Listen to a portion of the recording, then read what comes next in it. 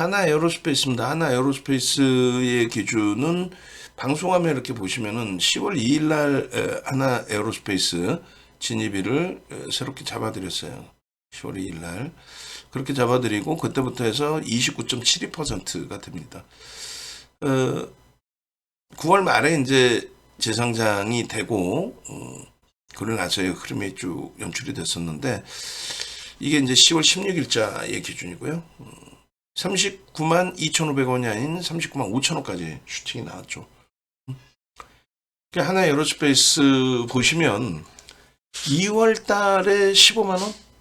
그러니까 말씀드린 것처럼 하나 에어로스페이스 2월 달에 15만원에 지금 뭐 40만원 설정돼 있으니까 더블 났다 대박 나셨죠. 이게 중요한 게 아니라고 그랬잖아요. 이게 중요한 게 아니에요. 뭐가 중요한 거야? 중요한 게 어느 거예요? 중요한 게 다른 게 아니라 지금도 살 수 있느냐의 기준 아닙니까? 어? 지금도 살 수 있느냐? 지금도 살 수 있다라는 거예요. 그러니까 들여다보는 거예요.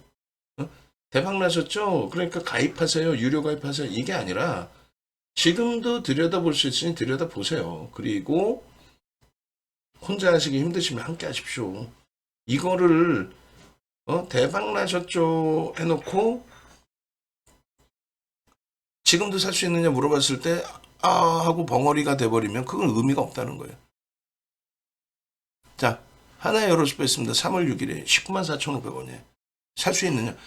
살 수 있다니까? 우린 상반기 내내 또 올해 내내 또 인적 분할하기 전부터 이 하나 에어로스페이스를 지속적으로 왜? 방산주라서? 방산주가 왜? 방산주가 왜? 지금 지정학적 리스크 이게 불거져서 중동발? 아니요. 정부의 정책주로서의 기준을 설정을 잡고 있고 7월 30일 날 정확하게 청산의 기준일로 설정을 해서 하나 에어로스페이스를 이렇게 이때가 33만 원이었습니다. 지금은 주식수가 더 줄어들었어요. 이때가 5,030만 주 정도, 지금 4,500만 주 정도. 여러분들이 관심 있고 또 매매하시는 종목은 기본적으로 주식수를 알고 계셔야 돼. 그리고 이제 시가총액을 알고 계셔야 됩니다. 그래야만 예를 들어서 고려아연이 지금 슈팅이 나오는 이 흐름이 아무리 경영권 문제이고 뭐건 우리나라의 시가총액이 장중 기준으로 8위, 9위까지 올랐다. 이거는 아니잖아. 그러니까 오버슈팅이구나. 조금만 매도 시그널 오면 차익 실현해야 되겠구나. 이렇게. 그런 기준점이 잡혀야 돼. 또 외국계 기관 투자자, 국내 기관 투자자가 얼마큼 많이 편입해 줬느냐 이런 것도 알 수 있어야 돼요. 하나 에어로스페이스 같은 경우에 우리가 5월 달에도 얼마? 21만 원 평균 단가. 5월 달 포트에 넣어놨으니까 이게 언제? 4월 말일 날 기준에 8일 날 4월 말일 날 종가의 단가입니다. 그 단가에 편입할 수 있다. 이 당시에 조금 전에 보신 것처럼 15만 원짜리가 21만 원까지 왔어요. 6만 원 올랐죠? 40% 올랐습니다. 15만 원짜리면은 5천만 주가 넘으니까 7조 5천억.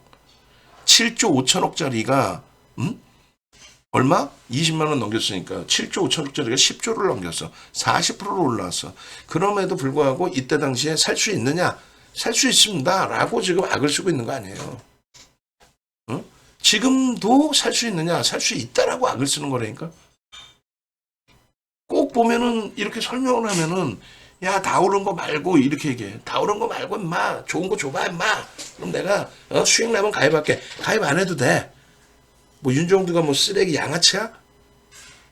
그렇게 말씀하시는 분들이 뭐 좋게 표현하면은 다른 데서 많이 당하셔서 뭐 그럴 수도 있지만 나쁘게 표현하면은 뭐 그렇게 인생을 그렇게 살아. 깔끔하게 방송 보고 검증됐으면은 도움 받아야 되면은 주식 분야에서만큼은 머리 숙여가며 윤정수 선생님 좀 도와주쇼. 내가 머슴을 쓰니까 쉐경 제대로 줄게. 이렇게 가는 게 옳은 거지. 뭐 서로 말장난하고 그러면 안 되잖아. 5월 포트의 결론적으로 7월 말 종가에 차익 실현할 때 기준에 수익률 범위예요. 50%. 2,000개가 넘는 종목에서 잘 보세요. 2,000개가 넘는 종목에서 삼성전자, 하이닉스, 현대차를 넣어놓고 KB금융을 넣어놓고 그리고 한국전력을 넣어놓고 하나 에어로스페이스를 넣어놨어요. 2,000개가 넘는 2,400개 종목 중에서 포트폴리오 6개 구성하는데 이렇게 넣어드리고 여러분들이 자꾸 옆집 가서 HLB 이번에 FDA 승인된다. HLB 수익 날만큼 냈으니까 이제는 꺾였으니 차익 실현 하십시오 할 때 안 쫓아오면은 떼찌떼찌 해가면서라도 이렇게 이러한 종목군들을 넣어드릴 수 있는 게 멘토 역할이에요. 대충 아무 의미 없이 들어갔다가 HLB 여기서부터 또 하한가 2번 맞고 그런 흐름이 아니라 결론은 하나 에어로스페이스 시가총액 얼마 10조가 넘는 종목에서 50%의 수익이 발생돼서 31만 8,500원이란 말이지. 33만 원 고점 찍고 차익 실현했던 기준의 종가 기준. 지금의 기준에서도 살 수 있다. 그걸 계속 강조드리는 거예요. 7월 포트폴리오의 기준에서도 6월 말 종가 기준에 25만 원일 때도 편입할 수 있습니다를 얘기해 드렸다고. 그럼 하나 에어로스페이스를 지금 가격에서 살 수 있는 이유 그 뒷부분에 나오겠지. 7월 30일 날 명확하게 32만 원, 33만 원 찍고 32만 8천 원 내려올 때 여기서는 차익 실현해야 됩니다. 32만 원에 이탈되면 그거는 일단 차익 실현하셔야 됩니다. 그리고 뭐 주구장창 무너져 내려왔죠.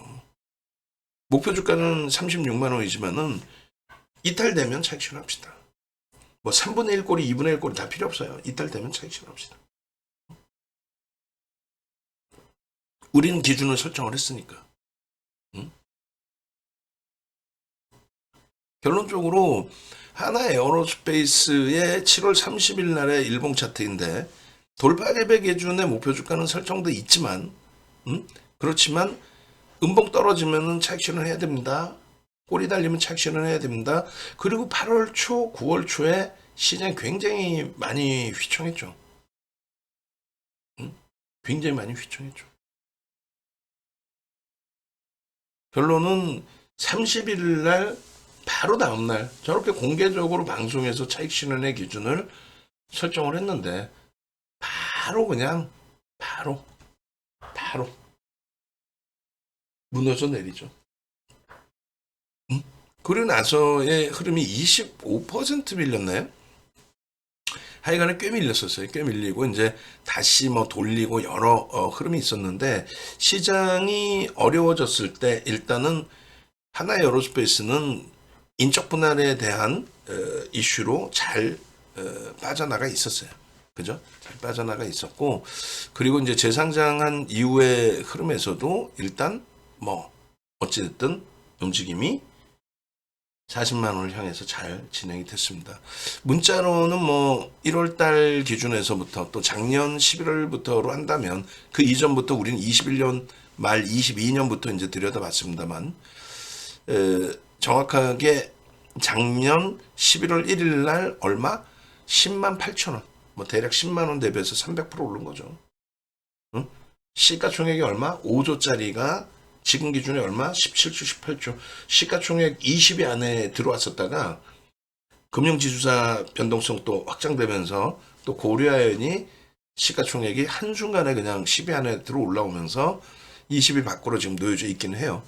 근데 뭐 어마어마한 거죠. 하나 에어로스페이스도. 그리고 2월, 3월 뭐 계속입니다. 4월 문자 발송 나간 게. 그리고 파란 색깔은 뭐예요? 차익 실현. 우리가 하나 에어로스페이스 24만 원의 차익 실현을 계속했어요.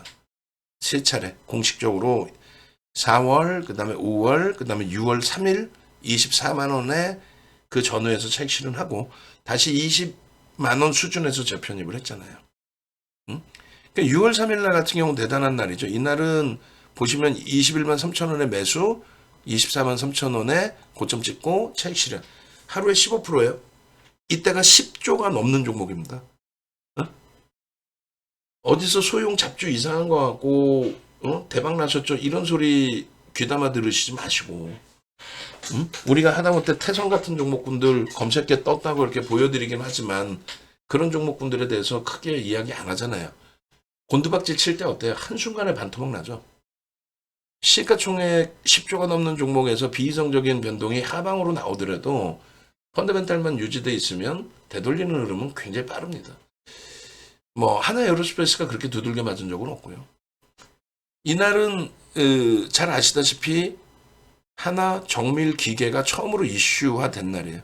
하나 정밀 기계가 이슈화되면서 T10언더 한미반도체 T10언더 그 부분에 하이닉스로의 납품 이러한 이슈 그렇게 해서 당일 18% 10조 이상짜리가 당일 18% 그리고 꼬리 달고 내려와요. 그럼 전량 차익 실현이지. 왜? 하나 에어로스페이스가 하나정밀기계에 T10원도 납품 관련된 이슈 가지고 움직일 만한 시가총액인가요?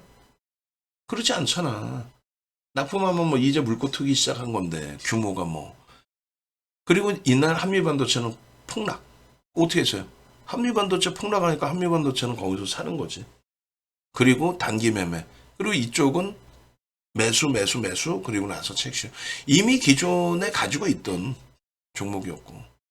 그죠? 주력주로 넣었었던 종목이었고. 파란색은 저렇게 차익 실현이다라고 말씀을 드린 거고요. 그 이후에 뭐 계속 매수해요. 또 말씀드려요. 아이 다 지난 거 뭐 이게 다 지난 게 아니라 지금도 살 수 있느냐 질문을 꼭 하시라니까. 살 수 있어 없어? 살 수 있다고. 지금도 살 수 있느냐? 살 수 있다니까요. 지금 왜 못 사요? 지금 사셔야지.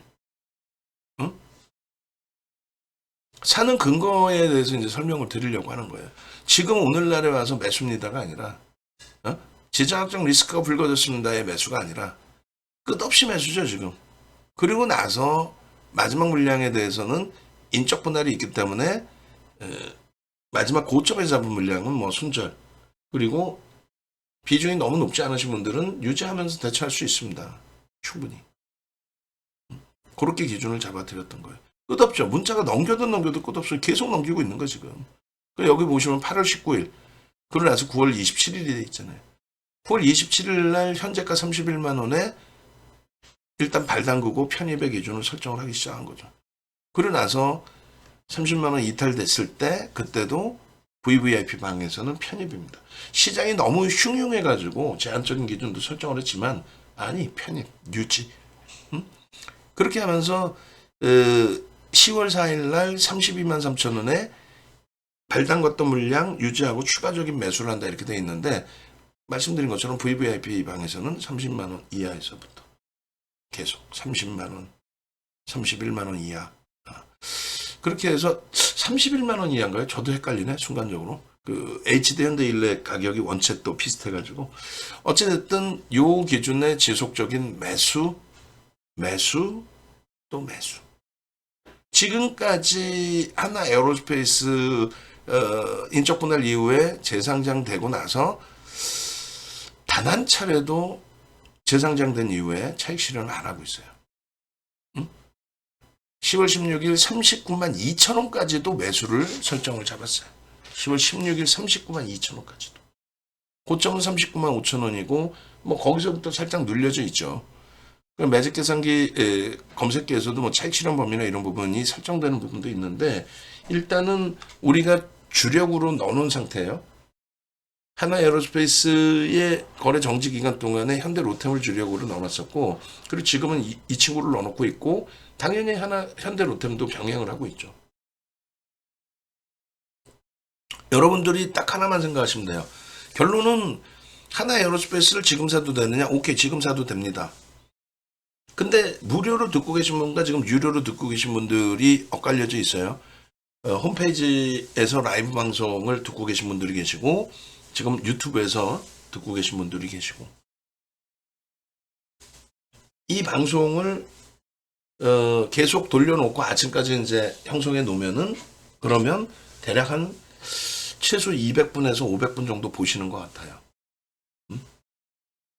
아쉬운 거는 지난해 11월부터라고 한다면 10만 원, 올해부터 한다면 15만 원, 또 중간중간에 20만 원 지지 공방이 계속 2분기에 나왔었고 그럼 20만 원. 거기서부터 더블 시가총액이 20조를 향해서 가는 이런 종목에. 근데 정상적으로 과금하시고 2,400개 종목에서 정상적으로 비중 채워서 가져가신 유료 회원님들은 이 수익 범위가 진짜 고마운 수익으로 형성돼 있는 거잖아요. 근데 외부에 계신 분들은 아니 뭐 내가 혼자 해도 돼. 남들도 뭐 다 좋다는데 뭐 그러다가 중간에 흔들려서 정리하고 올라가면 못 쫓아가다가 또 고점에서 편입했다가 흔들리면 또 손절하고 언제까지 그런 매매 하시겠어요? 지금 하나 에어로스페이스는요 저평가가 아닙니다. PER, PBR 놓고 보실 때 10월 15일 기준점으로 놓고 보시면 이제 저 당시가 뭐 30만 원 중후반대입니다. 저평가가 아니에요. PER 18배, PBR 5배. 이게 어떻게 저평가가 있어요? 저평가가 아닌 종목을 매매를 한다? 그 이유 중에 하나는 저평가는 아니지만 명분이 충분히 있는 상태예요. 어떤 명분이 있냐면 매출이 이렇게 눈에 보이는 것처럼 아주 가시적으로 상향이 돼 있고 영업마진 마찬가지입니다. 그죠?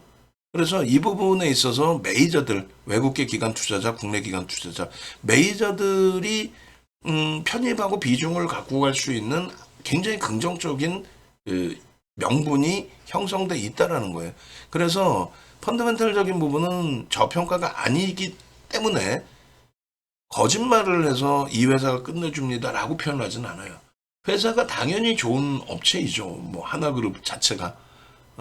근데 지금 편입할 만큼 저평가냐 가격적인 매력이 있느냐 했을 땐 그렇진 않다. 다만 기술적으로 놓고 볼 때 긍정적인 부분이 많이 있다. 요건 꼭 명확히 알고 계셔야 돼요. 왜냐하면 지금 우리가 유한양행도 가지고 있어요. 근데 지금 상황에 따라서는 차익 실현하려고 굉장한 고민을 하고 있거든요. 그죠? 펀더멘탈적인 부분이 뒷받침이 안 돼요. 그쪽도. 그나마 바이오 쪽보다는 낫지만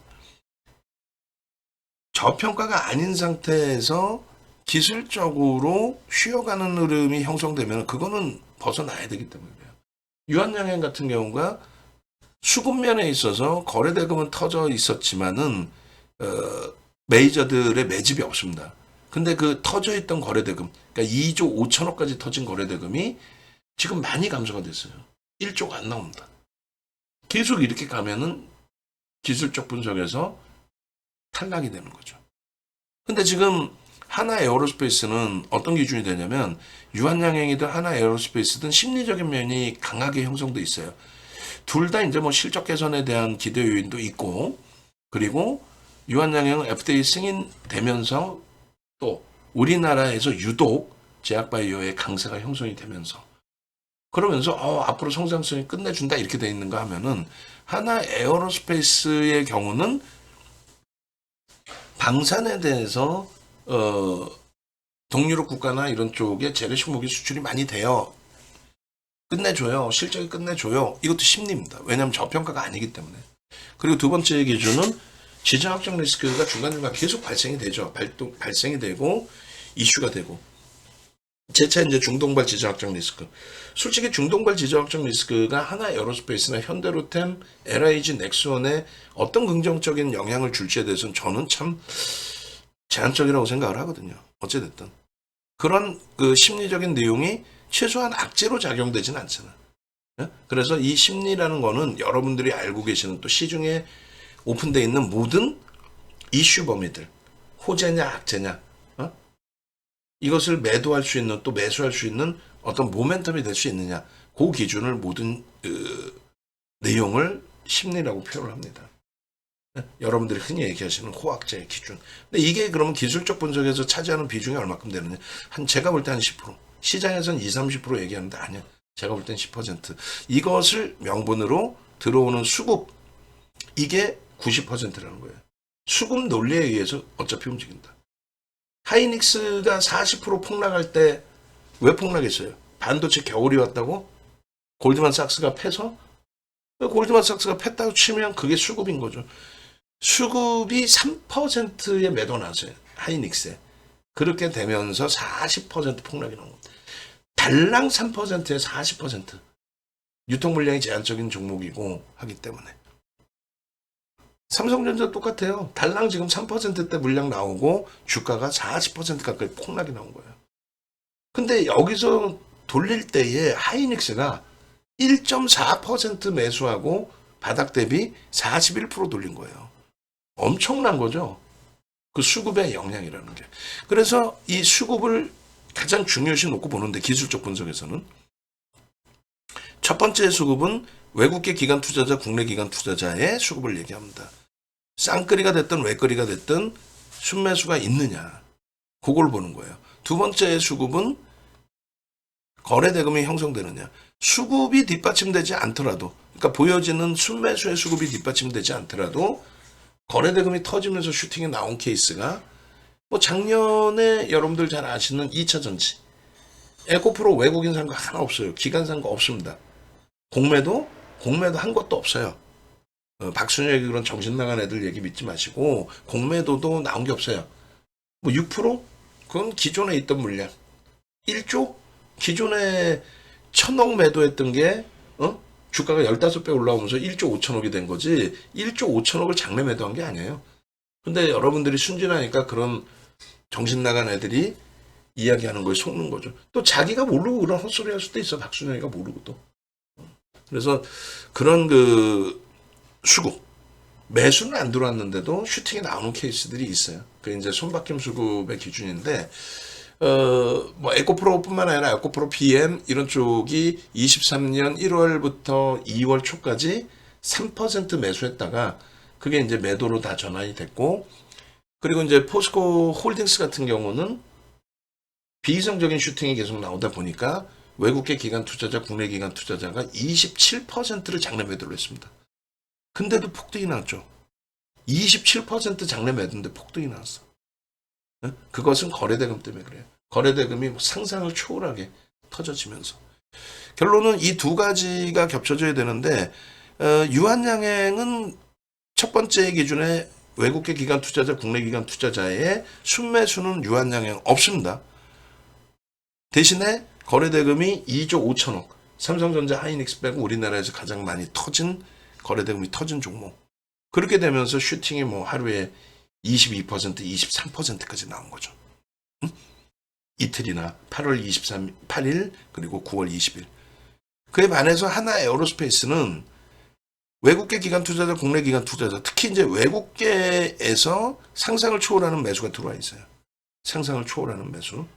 그 매수가 들어와 있고 지금은 다소 주춤거리고 있는 상태에서 40만 원 목전에서 맴돌고 있는 거고, 뭐 상황에 따라서 월요일 날 40만 원 넘길 수 있는데 거기에 이제 수급이 유입되지 않으면 우리는 꼬리 달릴 때 차익 실현을 할 겁니다. 일단 공식적으로.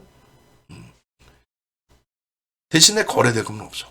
거래대금은 제한적입니다. 간혹 이제 뭐 5천억 이상씩 터지는 날들이 있는데 거래대금 평상시에는 제한적이에요. 그러면 이런 경우에는 어떻게 보냐면 거래대금의 기준에 시장의 최상위의 거래대금으로 오지 않더라도 시가총액이 10조 이상이면 거래대금 최소 5위 전후 그 정도는 놓여져야 변동이 시초가 대비해서 5에서 7% 나올 거 아니에요.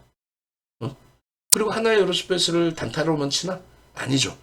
그러니까 추세 매매를 할 때는 5MA, 20MA 거래대금을 형성한다면, 또 거래량을 형성한다면 결코 나쁘지 않다. 기술적 분석에 갖춘 내용, 수급이 뒷받침됐다라는 거죠. 그러니까 기술적 분석은 수급을 보기 위해서 보는 거예요. 캔들을 왜 봐요? 캔들 패턴을 왜 봐요? 누군가 샀구나. 상승 장악형이면 누군가 되게 많이 샀구나. 하락 장악형이면 누군가 굉장히 강력하게 팔았구나. 거래량을 왜 봐요? 그 신뢰가 있느냐? 메이저들 혹은 뭐 세력이라 부르는 쪽이 강하게 매수를 했느냐, 강하게 매도를 했느냐, 거래가 수반되어 줬느냐, 거래도 없이 뭐 형성돼봐야 무슨 의미가 있어요.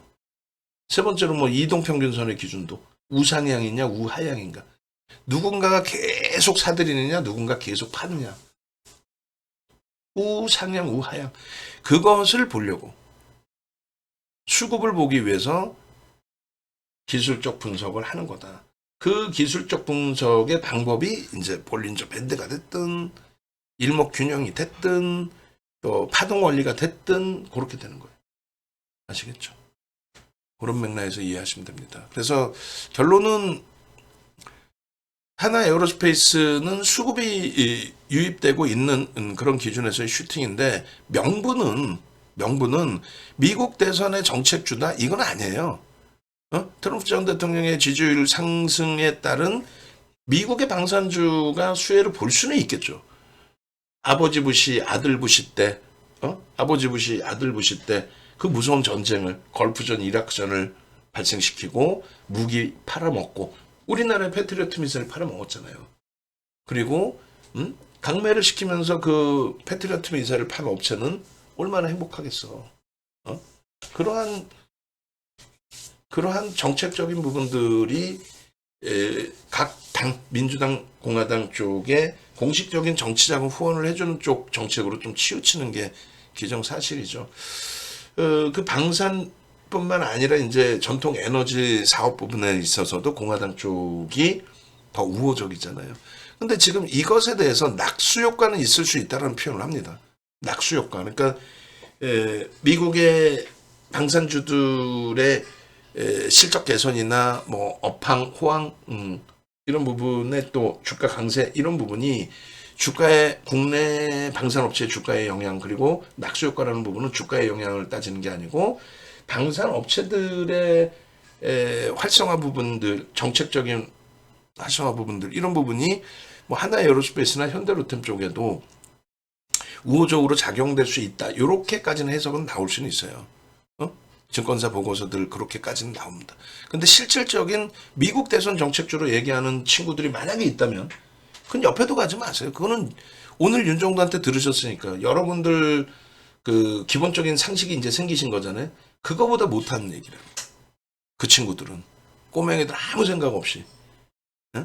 제가 얘기하는 꼬맹이는 저보다 연세가 많든 이 바닥에서 저보다 경력이 없고 실력이 없으면 다 꼬맹이라고 표현하는 거야. 윤정도도 뭐 50대 이제 초반 넘어갔고. 그래서 이 부분은 아닙니다. 미국 대선 정책주의 수혜는 아니에요. 오히려 우크라이나전을 트럼프 대통령 입장에서는 나 우크라이나전 바로 그냥 없앨 거야. 그냥 종결시킬 거야. 은근히 또 음모론 있잖아요. 러시아와의 관계. 근데 그런 내용을 떠나서라도 결론적으로 나 우크라이나전 종식시킬 거야. 그렇게 되면 오히려 국내 방산업체들에 대한 뭐 심리적인 면이든 실질적인 면이든 좀 불편한 부분이 될 수 있어요. 그래서 미국 대선 정책주로서는 위에다 올려놨지만 이건 아닙니다. 그리고 가장 중요한 부분이 정부 정책의 수혜주 부분인데 재래식 무기 수요에 대한 그러니까 이 재래식 무기 수요가 어디에 사실상 동유럽이 가장 지금 강한 거잖아요. 그러니까 동유럽 쪽에 대해서 정부가 정책금융을 지원해주고 있잖아요. 법을 바꿔가면서까지. 그러니까 이게 굉장히 민감한 내용이 돼요. 민감한 내용이 됩니다. 그래서 야당 입장에서는 반대를 할 수도 있는 내용입니다. 반대를 할 수도 있어요. 왜냐면 나중에 돼서 뭐 폴란드가 디폴트 선언하고 배째라해버리면 어떻게 할 거야? 농담이 아니라. 폴란드가 얼마 전에 정권이 바뀌었단 말이에요. 정부가. 앞에 정부가 있기 때문에 난 몰라 배째 이렇게 될 수도 있는 거란 말이에요. 과거 사례가 있고 비단 폴란드가 아니라 러시아 쪽에서도. 그래서 정책금융 지원해 주는 건 이건 좀 불편한데 그럼에도 불구하고 이제 야당에서도 이제 좀 멈춰 있고 하는 이유 중에 정부가 또 그럼에도 불구하고 추진하는 이유 중에 가장 큰 거는 재래식 무기 부분의 수주가 보통 조 단위 수주가 되잖아요. 그러니까 당장의 국가 경제 정책에는 긍정적인 영향을 준다라는 거죠. 그리고 이제 뭐 동유럽 국가들이 잘 이행만 한다면 그렇다면은 리스크는 있지만 뭐 그 실적 범위 타국에 뺏기지 않고 우리가 갖고 올 수 있는 그런 부분들이 있어서 뭐 양쪽에 다 기준이 잡히는데 어찌됐든 결론은 방산업체들 입장에서는 땡큐지. 그런 리스크를 정부가 안아주겠다는데 그러니까 수급이 상상 초월하게 유입되는 거예요. 똑같은 방산에서도 이제 하나 에어로스페이스는 하나그룹의 지배구조의 재편 작업에 대해서 기업 투명성 확보, 긍정적 시장에서 여러 가지가 있는데 시장에서 시장 참여자들, 메이저들이죠. 그러니까 메이저들의 해석이 나쁘지 않아요. 두산그룹처럼 진짜 못된 짓거리 하는 거죠. 주식을 조금이라도 알고 그걸로 업으로 사는 사람들은 그걸 안단 말이에요. 대주주의 배를 찌우기 위해서 아주 못된 짓거리, 지배구조를 재편하거나 사업구조를 재편하는 과정에 그거는 못된 짓거리를 하여간에 뭐 두산그룹 얘기는 두산 뭐 그룹주 얘기할 때가 있으면 그때 말씀드리고, 하나그룹은 그것을 일단 벗어나 있는 상태에 원체 이쪽이 하나그룹 자체가 참 대단해요. 각 정부하고 불화가 있던 적이 거의 없다라는 것은 뭐 잘 아실 거고, 오히려 굉장한 수혜를 받죠. 그래서 뭐 하나 김승혜 회장 구속수감 됐을 때에도 박근혜 전 대통령이 취임을 하잖아요. 뭐 같은 영향인지는 모르겠습니다만 재판부에서 분명히 안 된다 했던 부분에 보석이 허가가 되죠. 뭐 그거부터 해서 그 이전부터 해서 삼성그룹에서 삼성테크닌 쪽에 방산을 넘겨받아 온 것부터 해서 가장 최근의 기준은 뭡니까? 하나그룹에 사실 하나 솔루션을 긍정적으로 해석을 하고 있었는데, 지금 이제 우리가 하나 솔루션보다는 하나 에어로스페이스 쪽의 기준을 잡잖아요. 왜냐하면 민주당 정부 들어섰지만 친환경 부분에 있어서 전기차의 정책으로 전환이 돼 있었기 때문에, 신재생 에너지보다. 그리고 이제 하나 그룹 자체에서도 지금 하나 에어로스페이스 지주회사를 두 개로 쪼갠 거 아니에요, 완전히. 하나 솔루션 쪽, 화학 쪽 기준과 방산 쪽 기준. 근데 하나 에어로스페이스는 에어로스페이스대로 굉장한 수혜를 받았습니다. 굉장한 수혜를. 뒷부분에 이게 나올지 모르겠는데 요거 나오네요. 요게 대단한 거예요, 요게. 이거는 공식적이지만 민감하기 때문에 이것도 얘기가 잘 안 나오는 부분이에요. 근데 이거는 뭐 윤정두가 뭐 똘똘해서 이걸 아나? 아니지. 증권사 보고서에 이런 내용들이 다 나옵니다. 근데 이것을 막연히 맹신하는 그런 것도 안 되는 거고, 적절하게 해석을 해서 대처를 해야 되는 건데, 이게 무슨 내용이냐면 민감한 내용이라 저도 이제 뭐 세게는 얘기를 못하고, 지금 하나 에어로스페이스가 대우조선해양을 먹었잖아요. 하나 오션을 먹었잖아요. 그죠? 그래서 이 하나 대우조선해양을 인수를 했는데 얼마 주고 인수하냐면 2조를 주고 인수합니다. 2조 원. 2조 원을 주고 인수하는데 얼마나 웃긴 상황이냐면 KDB 산업은행이 채권단이에요. 지분이 그 당시에 55.7%입니다. 그러면 매각을 한다는 건 이 채권을 매각을 하는 거고, 이 채권, 그러니까 이 지분을 매각하는 거고, 하나그룹이 그 지분을 인수하는 거예요. 그렇게 되는 겁니다. 모든 매각 절차가 사실상은. 근데 이 딜은 그렇게 딜이 되지 않고, 하나오션, 그러니까 대우조선해양을 인수할 때 2조를 가지고 증자를 합니다. 증자를 한다는 건 2조가 어떻게 돼요? 저 2조라는 돈이 회사로 들어가는 거죠. 회사를 다 인수했는데 그 돈 그대로 회사에 있어. 이게 얼마나 웃긴 얘기입니까? 여러분들이 어떤 회사 가지고 계시는데 윤정두가 인수했어요.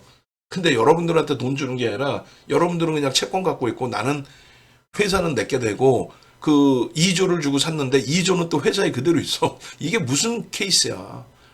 그래서 KDB 산업은행에 뭐라 그러냐면은 쉽게 설명을 드리면 돈 벌어서 갚을게 해요. 야, 돈 벌어서 니들 이거 빚 갚을게. 매각 후에 28.2% 이건 제대로 하셔야 되는데 뭐 7%를 줘서 이렇게 28이 된 게 아니고 증자를 해가지고 주식 퍼센테이지가 줄은 거예요. 그러면 왜 이런 행위를 단행을 했느냐. 요 대우조선해양이 2조를 가지고 있잖아요. 그 인수 가능성이라고 써있죠. 이 2조를 가지고 한국항공우주를 인수하는 거예요. 한국항공우주를 인수해야 되는데 그런 이유가 한국수출입은행이 자금을 지원했는데 이것을 회수하지 못하면 안 된단 말이에요. 그러니까 국제적으로 은행에 이제 BIS를 맞춰야 되고 이런 기준들이 있잖아요. 그 기준이 안 돼. 그러니까 지금 자금을 회수해야 돼. 채권을. 뭐 그런 맥락의 기준이에요. 그래서 결론은 쉽게 설명드리면 그냥 뭐 결론적으로 간단하잖아요. 간단해. 뭐가 간단한데? 2조 주고 2조 원 가지고 대우조선해양 하나오션도 먹고 한국항공우주 카이도 먹고 2조 가지고 이러한 공짜가 어디 있습니까? 대단한 거죠. 그러니까 민감하기 때문에 정부도 또 하나그룹도 조심조심해요. 그리고 이제 그 리서치 센터에서도 이런 내용들을 오픈 안 할 수는 없잖아요. 근데 확정치는 아니니까 뭐 이런 식으로. 그래 결론적으로 이제 그 저러한 내용들이 제가 판단할 때는 가장 중요한. 그러니까 이게 두 개입니다. 원래는 이제 우리가 처음 들을 땐 요거를 제시를 했었고, 그 다음에 이제 지배구조 재편 작업에 있어서 인적 분할 이후의 흐름에 10대 1로 쪼갠 거잖아요. 9대 1 뭐 이렇게. 주식수가 5,030만 주에서 4,500만 주로 줄고 뭐 신규 업체가 이제 인적 분할을 했으니까 새로 나왔고 그게 하나인솔이죠. 그리고 그쪽에 이제 하나정밀 기계는 다 떠넘겨 줬기 때문에 뛰어서 줬기 때문에 사실은 이 부분이 이제 이슈 범위로 하나 에어로스페이스에 작용되는 거는 없어요. 요거는 이제 하나 인솔로 뛰어 넘겨줬기 때문에. 그래서 결론은 정책금융 지원 부분이 가장 크고 사실은 그다음에 지배구조 개편 부분도 꼭 들여다 보셔야 될 내용이다. 그럼 미국발 또 중동발 이런 내용들의 지정학적 리스크 부분, 중동발이 되겠죠. 그다음에 러시아하고 이제 우크라이나 이런 부분에 있어서는 사실상은 실질적인 뭐 혜택을 보거나 하지는 않아요. 그리고 우리나라가 좀 불편한 거죠, 사실. 응? 우리도 뭐 무기 지원하겠다, 참여하겠다, 뭐 이런 부분들이 뭐 사실상 미국의 입김이 이제 뭐 강할 텐데 뭐 어찌됐건 그건 뭐 나중에 다시 해석을 해드리도록 하고 그래서 그런 내용들까지로 확대 해석하지는 않겠다. 그 말씀 드리는 겁니다. 그러니까 한 가지만 보시면 돼요. 사실은 정책금융 지원 그거 하나 그리고 지배구조에 대한 재편 작업에 대한 시장에서의 메이저들의 해석 그것을 바탕으로 이런 식으로 검색기 지금 검색기 가지고 싶으신데 그냥 질문도 못하고 애매모호하게 계신 분들이 많아. 간단하게만 말씀드리면 종목 검색기 뭐 어떤 분들은 뭐 공짜로 주세요 수식 알려주세요 뭐 그까짓 거 그러는데 38년 노하우예요. 38년 노하우. 38년 노하우. 아니 농담이 아니라 보실래요? 하나 에어로스페이스 이거 어떻게 됐어요? 따블이야. 레고 캔바이오 이게 지금 리가 캔바이오인가요 이게? 얘가 13만 원 넘겼죠. 얘 19만 원 갔죠. 여기서부터 3월이에요 이게. 얘는요 10만 원 넘겼죠. ABL 바이오. 10만 원인가 5만 원인가? 아우 헷갈려. 우리 주력으로만 갖고 가는 종목은 아니다 보니까. 어쨌든 결론적으로 저 슈팅범위들이 저 슈팅범위들이 중기적으로 저 종목군들을 다 보진 않지만 하나에어로스페이스나 한미반도체는 뭐 중장기로 계속 보아온 종목이고 나머지 이제 레고펜 바이오든 에이벨 바이오든 변동성의 기준으로 들여다보고 있지만 2,400개에서 이렇게 종목이 제한적으로 뜨는 거 보셨어요? 계속이죠. 그럼 둘 중에 하나인 거예요. 하나는 내가 검색기를 받는 거. 무료 버전 일주일 드린다라고 말씀드리는데 보통 이제 그 DB증권 개설하시면 그러면 DB증권 쪽에 다운받으실 수 있습니다. 이렇게 해드려도 귀찮으시니까 그냥 뭐 그죠? 우리 정의원님들은 귀찮으시더라도 저 효과를 아니까 다 개설해서 쓰시는 거고. 두 번째 기준은 결국은 이게 다 윤정부 머릿속에서 나온 수식에서의 종목 아니에요.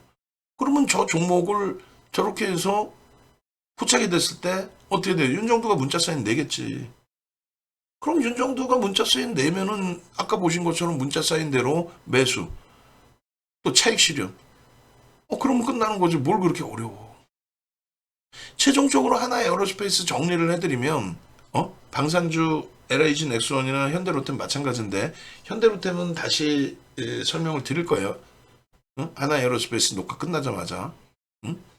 그래서 하나 에어로스페이스는 공식적으로 6월 3일 전량차익 실현 이후에 재편입을 바로 합니다. 24만 원 찍고 밀릴 때 전량차익 실현, 그리고 20만 원 전후에 재편입, 그리고 7월 말에 공식적으로 전량차익 실현, 그리고 이제 재편입하고 인적 분할 전에 이제 현금화하고, 그리고 인적 분할 이후에 9월 말부터 10월 특히 공격적인 매수, 지금의 기준의 전략은 추가적으로 매수를 단행할 겁니다. 다만 추가적인 매수를 단행할 거긴 한데 지금 현재 기준에서 하나 에어로스페이스는 수급이 정체예요. 수급이 정체입니다. 그렇기 때문에 그 수급을 보면서 비중이나 매수 강도나 차익 실현 강도를 조절을 할 거예요. 그것까지는 무료방에서 지금 야간에 오픈해 봐야 여러분들이 실질적으로 당장 월요일 장에 활용하실 수 있을까? 라는 생각이 들어요. 그게 안 되신다면, 그 자신감이 조금 결여된다면 하나 에어로스페이스를 오늘 처음 보시는 분은 안 계실 거 아니에요. 분명히 윤정도한테든 아니면 외부에서든 하나 에어로스페이스를 분명히 들으셨을 거예요. 그런데도 여러분들 계좌에 하나 에어로스페이스가 없다면, 그러면 이번 기회에 무조건적으로 도움을 요청을 하세요. 그렇게 해서 지금 뭐 이벤트 상품을 올려놔 드렸는데, 이벤트 상품 이런 거를 떠나서 자산 규모로 여러분들이 기준을 잡으십시오. 여러분들이 이제 자산 규모가 1억 이상이신 분들은 VVIP방으로 오세요. 지금 하나 에어로스페이스의 연봉 차트입니다. 이건 로그 차트예요.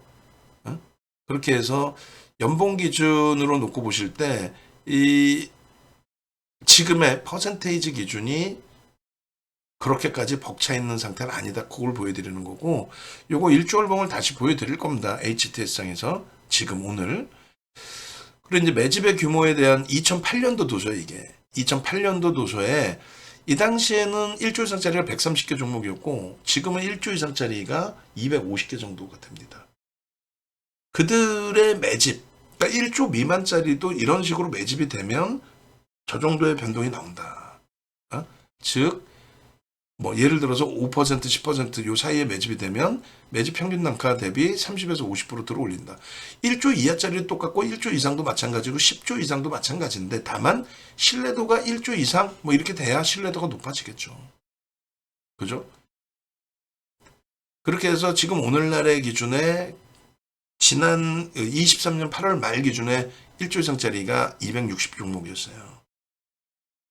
하나 에어로스페이스 같은 경우는 10조 이상이잖아요. 뭐 10조만 돼 지금? 40만 원 기준 잡으면 17조, 18조. 시가총액 우리나라에서 유가증권 시장에 20여 년에 들어올 정도의 시가총액이란 말이에요. 외국인들이 1100만 주잖아요. 그러니까 주식수를 알고 계셔야 된다는 거예요. 4,500만 주짜리 1,100만 주인데 요게 조금 이제는 정체 상태에 놓여져 있어요. 이게 이제 올해 8월 달까지의 자료이고, 그죠? 외국인 위주로 대부분 삽니다. 외국인 위주로. 근데 이제 기관 쪽도 자금이 이제 몰리게 되면, 지금은 기관에 있는 자금 그대로 다 쓴 거잖아요. 근데 자금이 몰리게 되면은 어떻게 돼요? 자금이 몰리게 되면 기관 쪽이 또 비중을 확대하겠죠. 자금이 몰린다는 표현은 뭐냐면 시장이 정체 상태니까 거래대금도 정체란 말이에요. 근데 시장이 강세를 띠기 시작하면은 간접 자금들이 몰리겠죠. 직접 자금, 직접 매매하는 자금 말고 간접적으로 펀드에 들어오는, 그 펀드에 들어오는 자금들이 누구한테 들어가요? 시가총액 극대형주 위주로, 인덱스 상품 위주로. 이게 연봉이에요. 올 한 해에만 무지하게 올랐죠.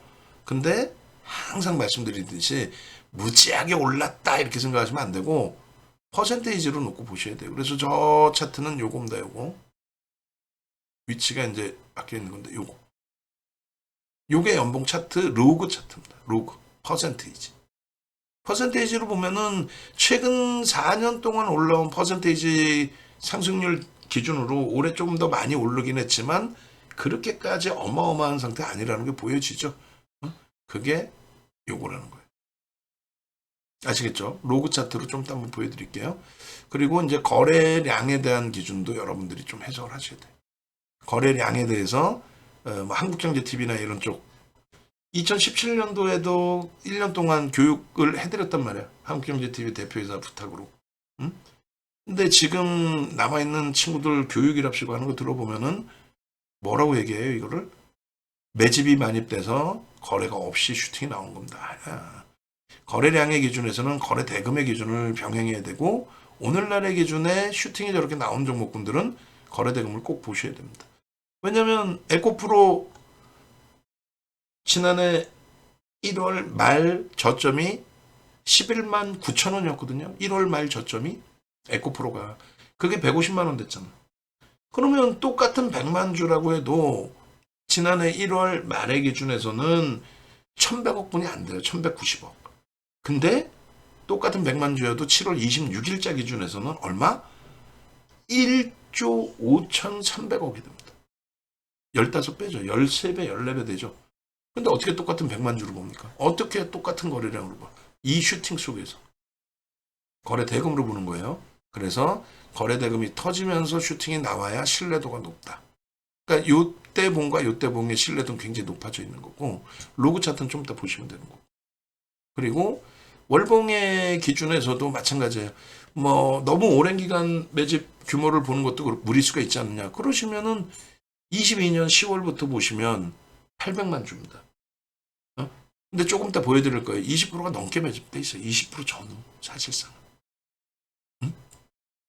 그래서 20%라는 거는 그건 뭐 작지 않아요. 매집 평균 단가도 그렇고.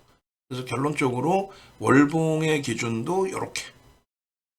월봉의 기준도. 요것도 로그 차트로 보시면 그렇게 크게 부담이 없고요. 요것도 이제 다시금 자르는 게 아니라 HTS상에서 보여드릴 겁니다. 요 기준. 아예 HTS상에서 지금부터 아예 볼까요? 지금부터 볼게요. 요 빨리 넘겨드리고 쭉 이렇게. 주봉 보시면 부럽죠? 속쓰리죠? 그잖아. 일봉입니다.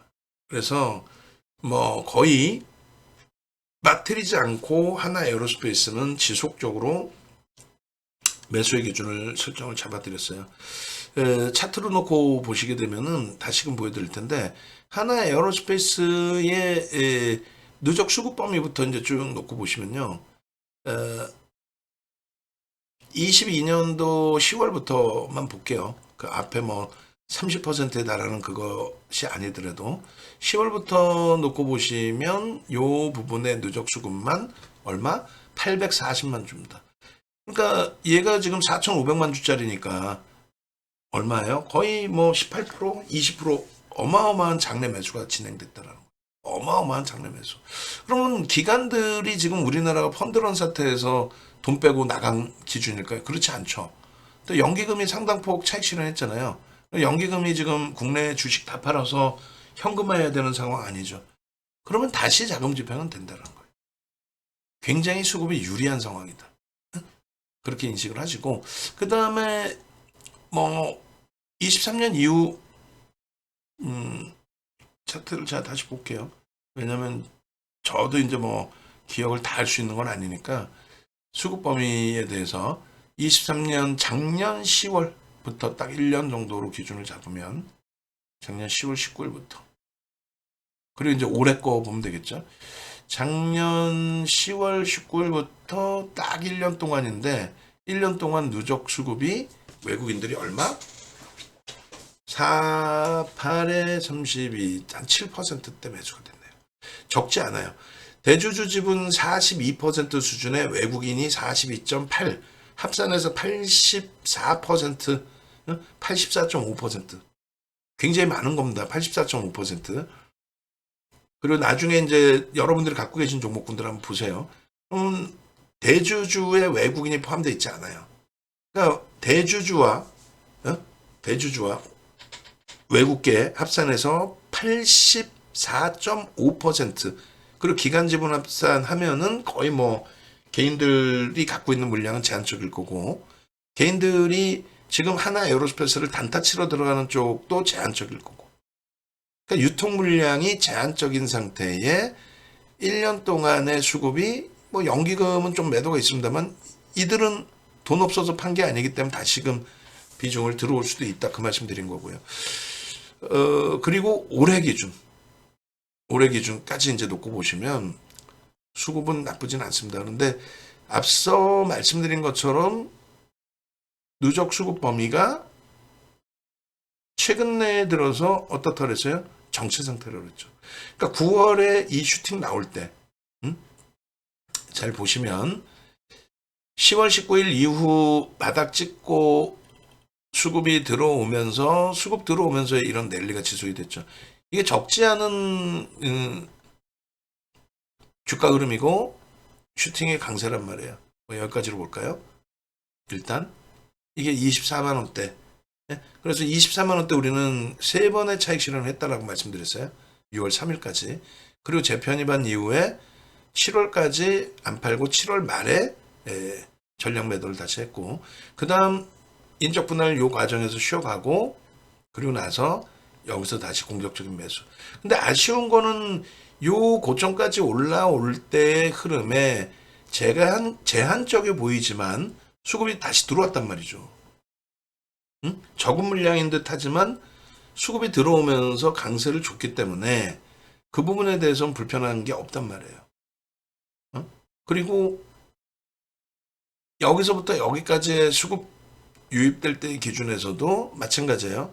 제한적으로 좀 흘러가는 것 같지만 결국은 이제 슈팅이 나와주면서의 흐름이 연출이 됐거든요. 그때 거래가 좀 수반됐고 손바뀜도 충분했을 거고. 요 단계에서 한 단계 더 주가가 업이 되는 부분에 계속 여기서 매수할 수 있습니다. 여기도 수급이에요. 그죠? 여기서도 다시 고점 넘길 때 그러면 여기서도 수급입니다. 근데 만약에 여기서 이게 정체 상태 지속되거나 꺾이면 안 돼. 월요일 기준에 이스라엘이든 뭐 어떤 이유에서든 슈팅이 나오는데 수급이 제한적인 상태에서 거래만 터지고 움직임이 나오다가 윗꼬리가 달리거나 음봉으로 떨어진다. 어떻게 한다고? 차익 실현한다고. 명확하게 기준 드렸어요. 과거에서부터 우린 초대박 냈습니다. 그래서 어쩌라고 했을 때 기준에 그래서 어쩌라고가 아니라 지금도 살 수 있느냐를 물어보셔야죠. 그래서 지금도 살 수 있느냐 물어볼 때 어떻게 한다? 지금도 편입할 수 있다. 다만 말씀드린 것처럼 수급이 제한적으로 이제 바뀌어 있기 때문에 여기서의 슈팅 범위는 수급이 들어오는 걸 확인하고 대처해야 된다. 그리고 모든 종목을 이렇게 많이 오른 걸 어떻게 사나요? 연간 단위에. 퍼센테이지로 놓고 보시라고 그랬고 퍼센테이지로도 적지 않게 슈팅이 나오긴 했어요. 근데 이 부분을 다시금 또 놓고 보시게 되면은 월봉 기준에서도 로그 차트입니다. 그리고 일반 차트는 이렇게 되어 있고요. 가파르죠. 가파르게 보여지지만 실질적으로 누적적인 수급이 지속되면서의 흐름이었다. 그 누적 범위의 수급이 퍼센테이지로 사실 제한적이죠. 왜냐면 이제 유통 물량이 제한적이기 때문에 계속 담아가는 게 아니라 저점 물량 차익 실현, 그리고 지금 위치에서도 편입 손바뀜. 갭이 나왔어요. 갭에 대한 목표 주가까지. 목표 주가는 얼마까지 설정할 수 있나요? 라고 했는데 목표 주가는 끝이 없죠. 뭐 양봉이면 계속인데 저는 이 그 모든 종목 하나 에어로스페이스, 뭐 현대, 롯데, 방산주, 그리고 HD 현대일렉 기준, 그리고 반도체, 삼성전자, 하이닉스, 삼성전자 지금 많이 깨져 있습니다만 그런 종목군들 글로벌 시장에서의 엔비디아, 애플, MS의 정점은 금리를 급격히 내리는 시점. 지금 첫 번째 이제 금리를 내려달라고 하도 악을 쓰고 정치권에서도 같이 또 대선에 맞물리면서 흐름이 진행이 됐기 때문인데 지표가 좋은데 뭐 내릴 일이 없었는데 일단 내렸어요. 근데 그 충격이 이제 제한적이었고 만약에 여기서 추가적으로 빅컷이 나오면은 그 정신 나간 친구들 뭐 금리 또 내려야 된다, 급격히 내려야 된다 헛소리하는 꼬맹이들 많잖아. 귀담지 마시고요. 하나만 기억하세요. 8월 초, 9월 초에 시장에 충격이 나왔을 때 그때 여러 이유 중에 가장 그 객관적으로 형성되어 있는 내용이 뭐였어요? 금리를 급격히 내려야 할 정도로 경기가 둔화됐다 혹은 침체됐다라는 표현까지 했어요. 이해되세요? 지금 시장이 사상 최대치로 다시 돌려놓으니까 별 얘기가 없는 거일 뿐이지 시장이 조정이 나오는 시점엔 무조건 나온다 그 얘기가. 금리를 급격히 낮춰야 될 정도로 경기가 안 좋으냐 이렇게. 그래서 실질적으로 금리를 낮추는 시점이 되면은 그러면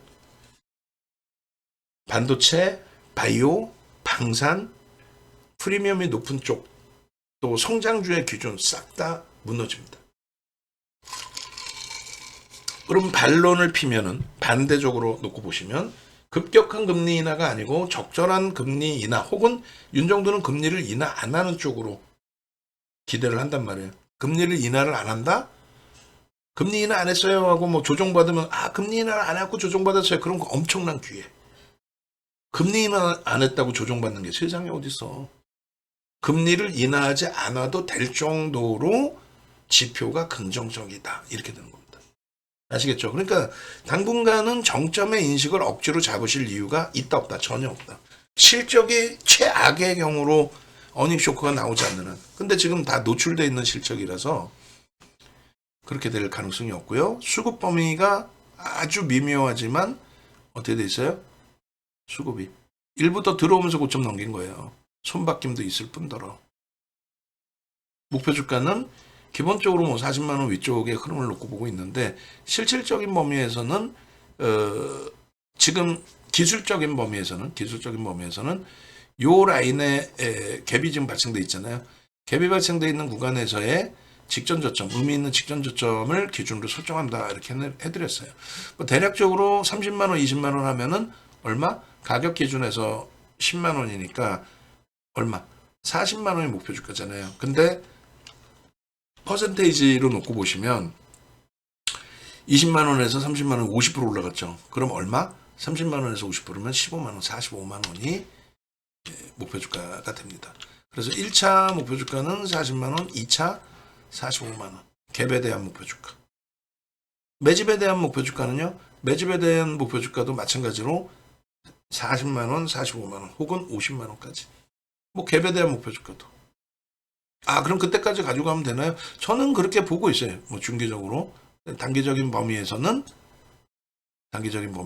말씀드린 것처럼 고점 인식이 잡히고 꼬리 달리면 차익 실현한다. 지금 여기서는 지금 우리가 차익 실현 안 하고 맴돌고 있었는데 내일을 한번 기회로 또 볼 겁니다. 그렇게 해서 비시장학적 리스크에 대한 슈팅이 나오게 되면 40만 원 공방이 나오게 되면 거래가 최소 100만 주 터져주면 그리고 양봉이면 유지하고 오히려 매수를 더 하고 거래가 100만 주가 안 실리고 들어 올렸다가 음봉 혹은 꼬리가 달리면 차익 실현을 대처할 거고 만약에 개장추에 슈팅이 탁 나왔다가 빠르게 밀려버리면 그러면 뭐 유지하면서 대처할 수도 있어요. 그러니까 뭐 장중에 계획을 잡아야지 야간에 무슨 계획을 잡아. 야간에 잡는 계획은 뭐다? 중기적으로 무난하다. 무난하다. 됐죠? 이렇게 해서 하나 에어로스페이스는 마무리를 하고 그리고 이제 현대 로템 쪽을 또 들여다 볼 거예요. 결론은 지정학적 리스크 부분에 대해서 말씀드렸어요. 이스라엘, 이란 지정학적 리스크 있다 없다? 없다. 왜 없냐? 가장 단순하게 아주 단순하게 한마디면 끝. 지금 이스라엘 증시가 일요일도 열립니다. 일요일도 이스라엘 증시는 열려요. 일요일이 열리고 이제 평일날 쉬어가는 부분이 있죠. 어떻게 돼 있어요? 플러스예요. 플러스만 사상 최대치 신고가 랠리야. 누가 누구를 걱정해?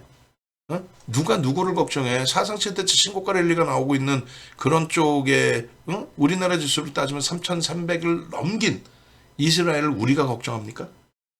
지정학적 리스크 없다. 그래서 그 이슈로 오버슈팅이 나오면은 땡큐죠. 오버슈팅 나오면 무조건 차익 실현이 아니라 땡큐.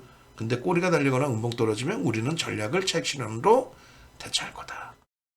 외부에 계신 분들은 네이버에서 윤정도 검색하셔서 유튜브로 찾아오시든 아니면 유튜브에서 직접적으로 윤정도를 찾아오시든 이미 이스라엘 vs 이란 저 부분은 10월 3일 날에도 또 지난해에도 다 올려드렸어요. 지난해 KBS 머니올라 방송 나가서도 원래 30분 방송 녹화했는데 2시간 녹화했죠. 그렇게 해서 1시간 30분인가? 내용이 너무너무 좋다고 지금 1년 지났는데도 지금 기준에서도 그 당시에 가장 좋은 내용이었다고. 왜냐면 주정학적 리스크를 지금처럼 가장 명확하게 분석을 해드렸고 아무 문제 없었고 결론은 오히려 기회였고 그 다음에 2차 전지 그때 기준에서라도 10월 말 또 11월 초에 공매도 금지되면서 슈팅 나왔잖아요. 거기서부터 지금 반토막 이상 나 있어요. 또 거기서에서라도 전략 매도하라고 강력하게 말씀드렸고 그럼 뭘 사라는 거야? 2차 전지 안 사면 하이닉스 현대차 말씀드려서 둘 다 올해 어마어마한 슈팅이 나왔고 끝. 유튜브 오셔가지고 그 내용들도 좀 다 보시고 여러분들 궁금해하시는 종목도 보시고 그리고 나는 아무리 들어도 잘 모르겠어요 하시는 분들은 뭐 오세요. 찾아오셔가지고 일단 이렇게 찾아오셔서 요게 지금 화면이 페이지가 전화번호까지 좀 나왔으면 하는데 일단 뭐 어쩔 수 없네요. 왼쪽 화면 보시면 전화번호 이렇게 나옵니다. 함께 하시고 그리고 그런 생각만 좀 가져가시면 돼요. 똑같은 하나 에어로스페이스, 똑같은 HD현대 일렉트릭 어디서 차익 실현하고 어디서 재편입할지 그거 하나만 기준 제대로 잡으시면 되고요. 주말에도 전화가 있었어요, 몇 통. 근데 그때 이제 이 가격을 보고 하시더라고요.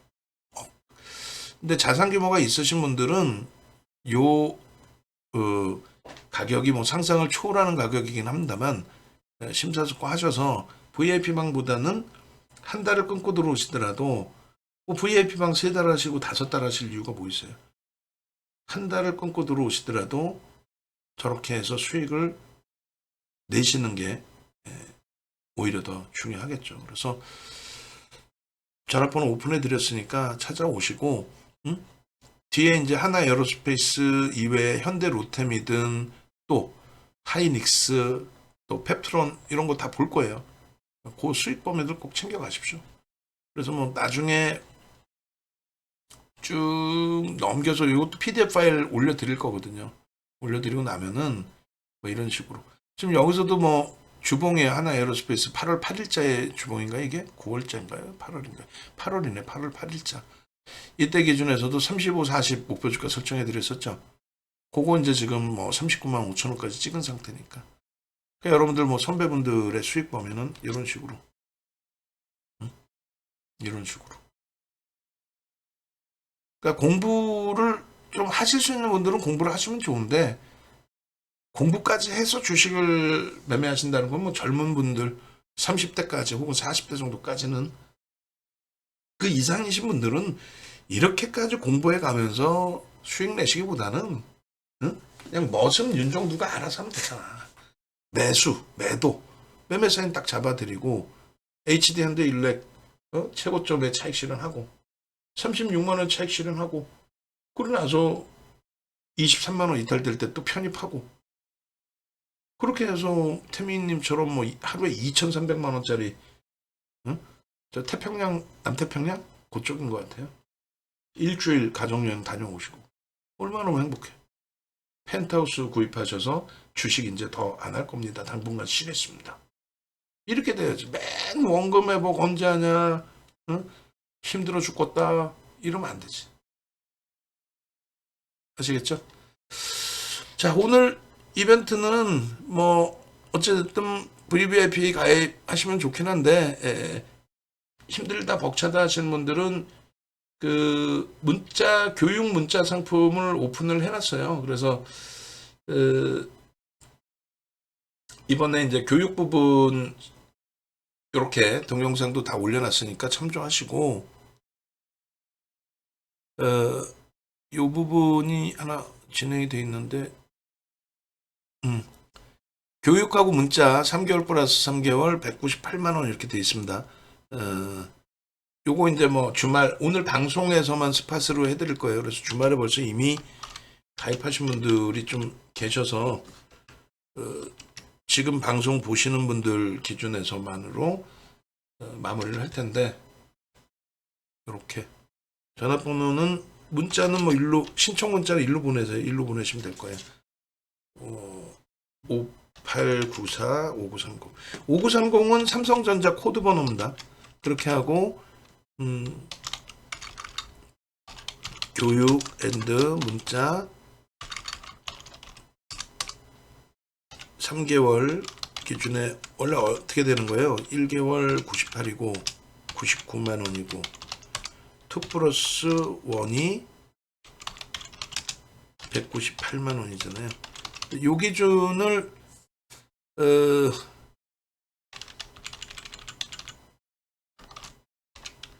다음에 여기는 지금 방송 보시는 분들 기준에서만요. 요거는 이제 뭐 팝업창도 지금 새롭게 만들어 놓은 것도 아니고, 그래서 교육을 진행을 할 겁니다. 교육을 캔들 4대 천원 캔들 실전 기준의 교육을 진행을 하고 교육 동영상하고 자료를 보내드릴 거예요. 그래서 기초, 간단한 기초, 그 다음에 실전 그렇게 해서 교육 받으시고 문자 6개월 받으시면 될 거예요. 그래서 요 기준은 오늘 방송 보시는 분들 기준에 저 방송 봤어요 이렇게 해서 그렇게 해서 월요일 야간에 마감을 하겠습니다. 그렇게 해서 24시간 기준으로 마감 됐죠. 그래서 요건 어디 가서 소문내지 마시고 야간까지 공부를 하시는 분들 혜택 보시라고 기준을 잡아 드리는 거예요.